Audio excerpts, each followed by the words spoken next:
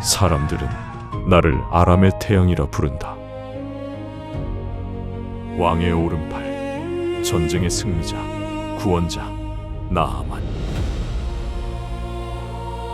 내가 밟고 지나가는 곳마다 적들의 머리는 바닥에 박혔지. 그들은 모른다. 이 화려한 황금 갑옷 뒤에 매일같이 내 살점을 갉아먹는 죽음이 다리를 들고 있다는 것을. 승리할수록 나는 죽어간다. 이 저주받은 병, 이것은 내 영웅의 칭호보다 훨씬 더 크고 깊은 나의 감옥이다.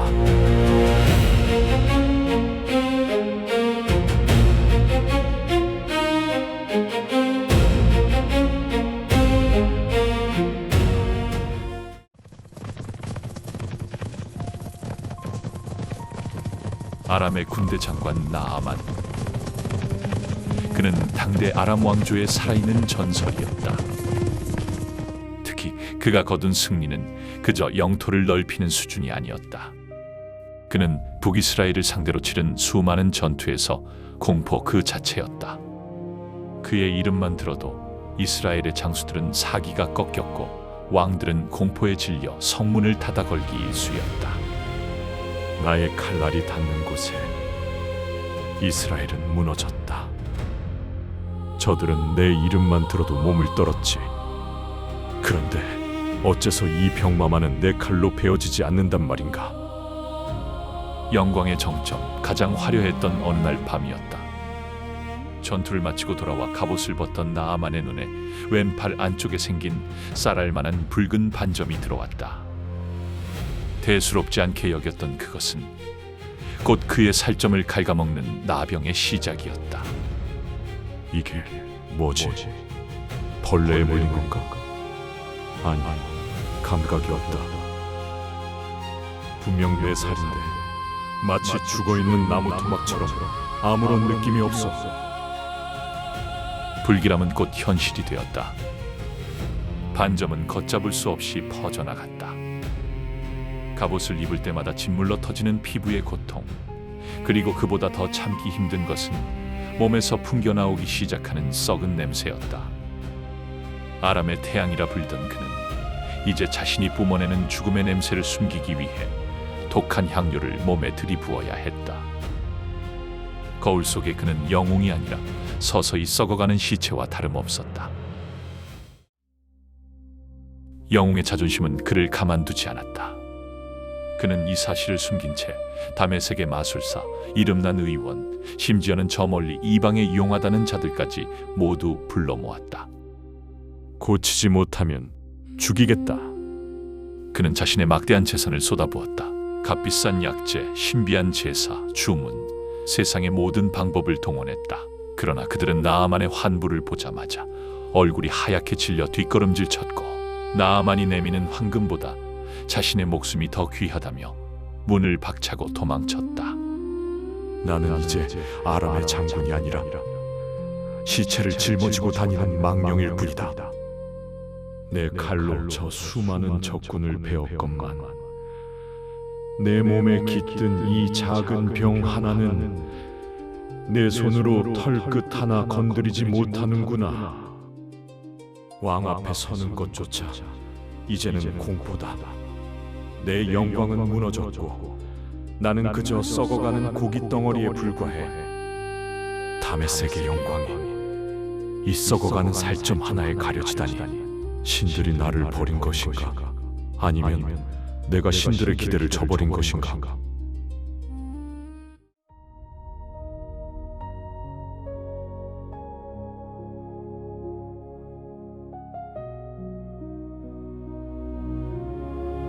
주인님, 감히 한 말씀 드려도 될는지요? 네가 지금 무슨 말을 뱉으려 하느냐? 내 환부를 보는 것만으로도 너의 목숨이 위태로울 수 있다는 것을 아느냐? 사마리아에 계신 선지자 앞에 우리 주인님이 계셨더라면, 그분이라면 틀림없이 주인님의 이 병을 고치실 수 있을 것입니다. 사마리아? 나에게 칼을 겨누던 그들이 있는 곳, 그리고 저주받은 땅이라 생각했던 그곳에 희망이 있다고? 계집이여, 내가 지금 가벼이 입을 놀리는구나. 만약 그 선지자가 내 병을 고치지 못한다면 내가 지금 뱉은 그 말 한마디가 내 목숨을 거두어 갈 것이다. 저의 주인님을 향한 마음은 진심입니다. 이스라엘의 선지자는 하나님의 능력이 함께하는 분입니다. 제발 지푸라기라도 잡는 심정으로 한 번만 믿어주십시오. 사마리아인가, 왕께 주청을 드려야겠군. 만약 그게 거짓이라면 그 땅을 지도에서 지워버릴 것이다. 은 10달란트, 금 6,000개, 그리고 예복 10벌. 이 정도면 웬만한 나라를 하나 살 수도 있겠지. 나아만은 자신이 가야 할 곳이 이스라엘이라는 사실에 뼛속까지 불쾌함을 느꼈다. 자신이 짓밟았던 땅, 자신의 칼날 아래 엎드렸던 자들이 사는 곳. 그는 자신의 발걸음을 구걸이라고 인정하고 싶지 않았다. 그래서 그는 이 엄청난 예물을 준비했다. 이것은 병을 고쳐달라는 애원이 아니라 내 재력으로 기적을 사는 거래라고 그는 스스로를 합리화했다. 그래, 이건 예우를 갖추는 것이다. 그 선지자라는 자가 얼마나 대단한지 모르겠지만 이 정도 대가를 지불하면 그도 내 앞에 무릎 꿇고 정성을 다해 기적을 행하겠지. 신들이란 원래 인간의 정성에 따라 움직이는 법이니까. 그는 철저히 자신의 방식대로 상황을 계산했다. 내가 이만큼 주면 너는 이만큼의 기적을 내놓아라. 이것이 나아만이 평생 전쟁터에서 승리를 쟁취해온 방식이었다. 그는 여전히 자신의 오만함을 예물이라는 포장지로 정성껏 감싸고 있었다. 그는 하나님의 은혜를 은과 금으로 살 수 있는 상품이라고 착각한 채 전차에 몸을 싣고 사마리아로 향했다.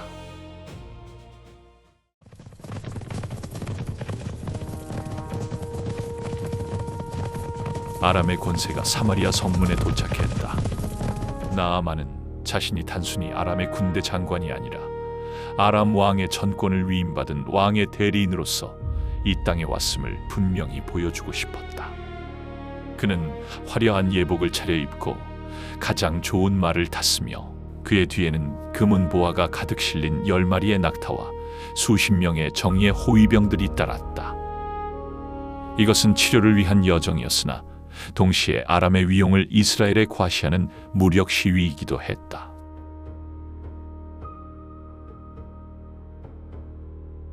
여기가 그 선지자 엘리사의 집인가?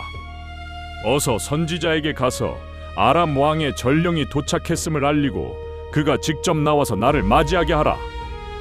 나아만의 심장은 고동치고 있었다. 그가 상상한 시나리오는 명확했다. 저 천한 이스라엘의 선지자가 당장 달려나와 머리를 조아리고 자신의 환부 위에 손을 얹어 하늘의 이름을 부르며 요란한 의식을 행하는 것. 그리하여 자신의 병을 고치고 그 기적의 대가로 자신이 가져온 막대한 재물을 받는 것. 그것이 나아만이 평생을 살아오며 터득한 권력의 질서였다. 아직도 안 나오는 것인가? 대체 이 땅의 선지자는 왕의 대리인 앞에서 이토록 무례하단 말인가? 다시 소리쳐라.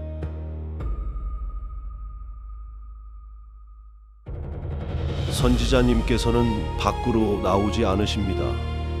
전하실 말씀이 있다고 하여 대신 나왔습니다. 무엇이라? 내가 아람 왕의 서신을 들고 왔다.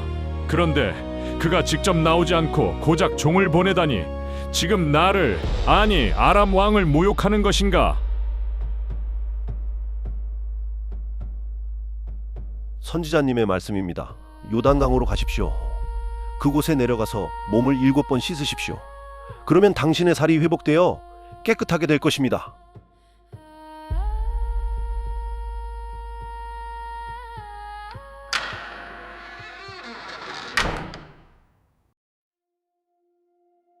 선지자의 하인을 통해 전해진 말은 나아만의 귀를 의심케 했다. 요단강에 내려가 7번 몸을 씻으라니. 그것은 아람의 군대 장관을 향한 처방이 아니라 길가의 거지에게나 던질 법한 모욕이었다. 감히 지금 나를 무엇이라 생각하는 거냐? 내가 누구인지 알지 못하는가? 아람의 군대 장관, 왕의 오른팔인 나를 고작 이 초라한 문틈 뒤에서 내쫓듯 응대하는가? 그는 참을 수 없는 모멸감을 느꼈다. 자신의 권위가 산산조각 나는 순간이었다. 그에게 요단강은 정결한 치유의 강이 아니라 자신의 가치와 신분을 짓밟는 굴욕의 진흙탕일 뿐이었다. 저 천박한 이스라엘의 강물이라니. 다메섹의 아바나와 바르발 강은 이스라엘의 모든 강물보다 훨씬 깨끗하고 풍요롭지 아니하냐? 그 위대한 강물에 씻어도 낫지 않을 병이 고작 이 요단강의 흙탕물에 씻는다고 나을 것 같으냐? 이건 치료가 아니라 나를 향한 모독이다. 당장 떠난다. 내 병이 낫지 않아도 좋다. 이런 수치를 겪느니 차라리 썩어 죽는 것이 낫다. 이스라엘은 더 이상 나에게 희망이 아닌 오직 모욕의 땅일 뿐이다. 장군, 제발 멈추소서. 이대로 돌아가시면 장군을 기다리는 것은 죽음뿐입니다. 아람 왕의 전권 대리인이 되어서도 고치지 못한 병을 이곳에서조차 외면하신다면 장군께 무엇이 남겠습니까? 비켜라. 내 칼이 너를 베지 않게 하라. 장군, 선지자가 장군께 더 크고 위대한 일을 하라고 하셨다면 장군은 분노하셨겠습니까? 아마 그 어떤 어려운 과업이라도 장군의 명예를 걸고 해내셨을 것입니다. 그런데 고작 몸을 씻으라는 그 간단하고 하찮아 보이는 일이라고 해서 그토록 분노하십니까? 이것은 그의 말이 아니라 장군을 살리시려는 마지막 기회입니다. 씻으라. 고작 그것인가? 이것이 내 마지막 지푸라기란 말인가?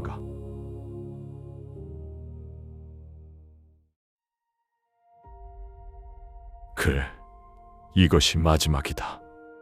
여기서 죽든 살든.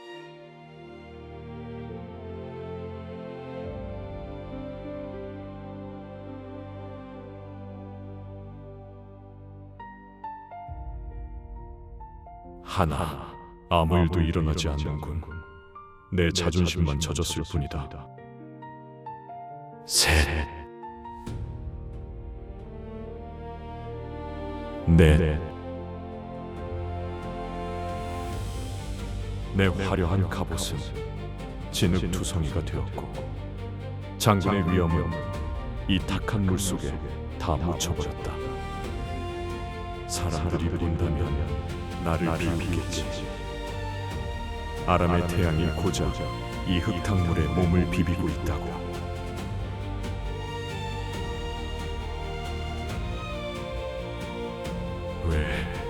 왜 아무 일도 없는 건가? 나는 그저 헛된 희망에 짓밟히고 있는 것인가? 아니면 내 병이 너무 깊어 신의 은혜조차 닿지 않는 것인가?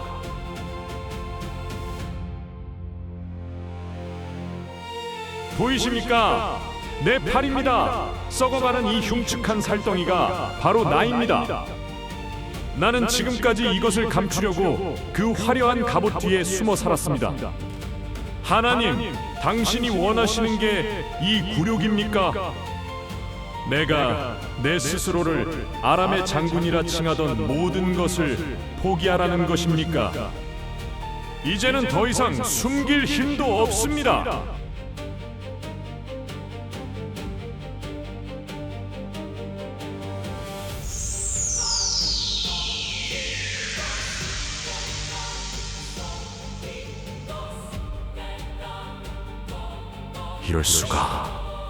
이럴 수가.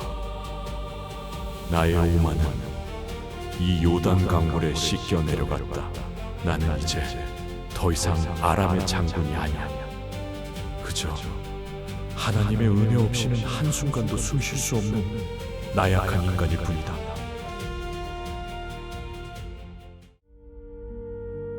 나아만은 비로소 보았다. 자신이 평생토록 겹겹이 쌓아 올렸던 그 화려한 갑옷이 사실은 자신의 병을 숨기기 위한 방패이자 동시에 스스로를 가두는 감옥이었음을, 그가 챙겨왔던 은 10달란트와 금 6,000개로는 이 한순간의 숨결과 같은 은혜를 결코 살 수 없다는 사실을 요단강의 차가운 물속에서 뼈저리게 깨달았다. 나아만은 이제 아람으로 돌아간다. 겉모습은 여전히 군대 장관일지 모르나 그의 내면은 이미 완전히 뒤바뀌었다.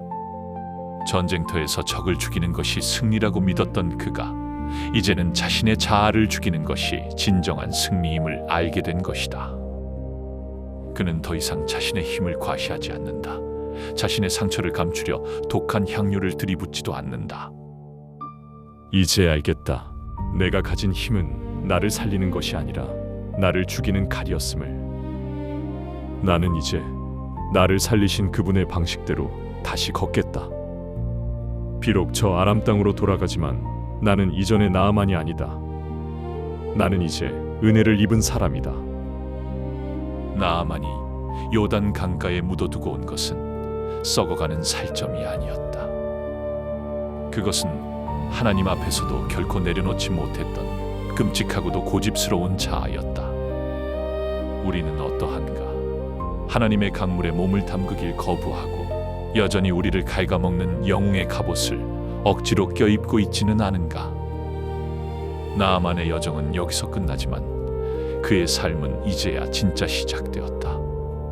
권위라는 껍데기를 벗어 던지고 은혜라는 자유를 입은 한 남자의 귀환. 이것이 우리에게 던지는 진짜 기적의 본질이다.